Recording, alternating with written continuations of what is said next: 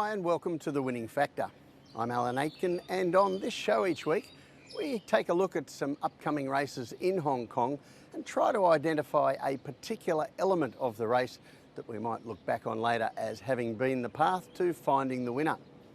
Well, the first race we're going to take a look at on a Sunday at Sha Tin is race 4, and our winning factor here, the draw. And I think this is a race that punters are going to narrow down to just two really strong chances. One is Zach Burton's mount, Fresh Power, and the other, Joe Moreira's ride, Colorado High. Now, both of these horses have inside draws at the Sha Tin 1200 metres, and as we're going to see here, that is certainly no disadvantage. If we take a look at the figures over the last 10 years from this start, they're reasonably well distributed. It's not a total disadvantage at all to draw wider, but as we've highlighted, you can see that there is a little bit of an edge for the horses in the inside 5 barriers, and a little edge is often all that you need to make the difference between winning and losing in horse racing. And I think that edge is going to be most important for Colorado High. Now, he's had 3 starts, the most recent 2 of them. He's had wider draws over the 1200 metres at Sha Tin.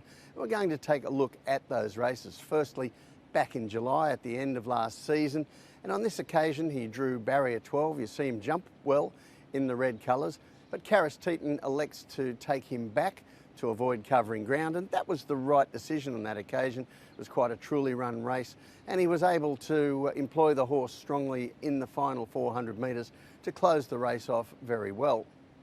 Now, the other replay we're going to look at is his most recent start, Colorado High, and once again you see him in the red colours. He jumps well from an outside gate, and this time Chad Schofield rode him, and in a race without a lot of speed on paper, he elected to go forward and sit outside the lead. And you'll notice here he does have to just work a little bit to get around the horse in pink, the eventual winner, Monkey Jewelry. In the final stages, when push came to shove, Colorado High battled on very strongly, but you'll note the 3 horses that beat him home here all had runs where they didn't have to use any energy early. They were finishing strongly late, and they were able to get past him. And when we take a look at the map, the inside draw this time probably means that Colorado High is not going to be using the same kind of energy early. As we see them here, it's not a particularly fast pace, but there are some on-pace runners, and Bingo will probably try to get across from the outside and lead. And he might just have to work around the likes of Majestic Conqueror, Iron King and Planet Nakoni to get there, but most of this field would prefer to settle back and run on. Now, we've already seen how well Colorado High jumps, and I think Moreira will have him out of the gates and straight into the box seat here without spending anything to get there. Fresh Power, who finished off well in that race with Colorado High, he gets an inside draw as well, which he also had there, and he will be likely following Moreira in the race. So the tip in race 4 is Colorado High. His winning factor, the draw. Now, his main rival here, Fresh Power, also has a good draw, but he had that last time. Colorado High did not, so it's reasonable to expect that Colorado High is going to be the one of the pair who can improve with the softer run. The other race we're going to take a look at on Sunday is race 7. This is a Class 3 dirt mile, and our winning factor here is the horse up in grade, Off a Win.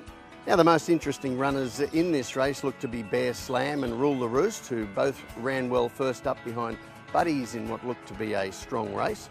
Zach Burton's mount, Perfect to Play, was sound first up. Clear Choice doesn't have the advantage of a recent race, but he looks well placed in terms of his form late last season. And then there's Dealmaker, who has won 2 out of 2 since going to Jimmy Ting. And Dealmaker is really our focus here. We're going to take a look at both of his runs since joining the Ting stable. First of all, we're going back to the end of last season. This is race 773, and he was an easy winner here, crossing from an outside draw to sit outside the leader in what was a very soft tempo. And we see him at the finish. He sprints away quickly and really puts a gap in them. Once again, when he resumed for this season, we go to race 30, and he returned with an even better win in Class 4, this time carrying more weight, and once again he was on the front end with the leaders and sprinted away again at the finish. Now, Dealmaker makes the jump into Class 3 on Sunday, and as people who regularly watch this show would know, I don't regard that as a negative, I regard that as a positive. Horses going up in grade win about 13% of the time, and horses going up in grade off a win about 17% of the time. So it's certainly not a disadvantage because they get the big weight drop. And I think in this particular race, the setup means that he'll be getting similar conditions to what he's had in those two Class 4 races. I want to take another look at the heat maps from those two races. As you can see, they were eerily similar races.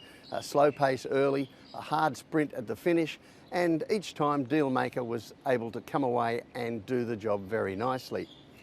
If we look at the map here, Jack Wong will likely lead on Tang Fleming despite that wide draw, and unless he goes fast himself, I don't see that he'll get a lot of pressure from other runners to make the tempo fast. I think we'll have a similar setup. Behind him we'll have Dealmaker, we'll have Clear Choice and possibly Bear Slam in close attendance. But there's no real need for Wong to go quickly on the leader, and this should be a soft tempo followed by a sprint home, as we've seen in those Class 4 wins for Dealmaker. So the tip in race 7, Dealmaker. His winning factor, up in class off a win. As I've said, these horses win around about 17% of the time, and when you get a similar setup in the grade rise, really that plays into the hands of the horse getting the weight drop. So Dealmaker, the horse to beat. Well, that's it from the winning factor this week. Good luck on Sunday. We'll catch you next time.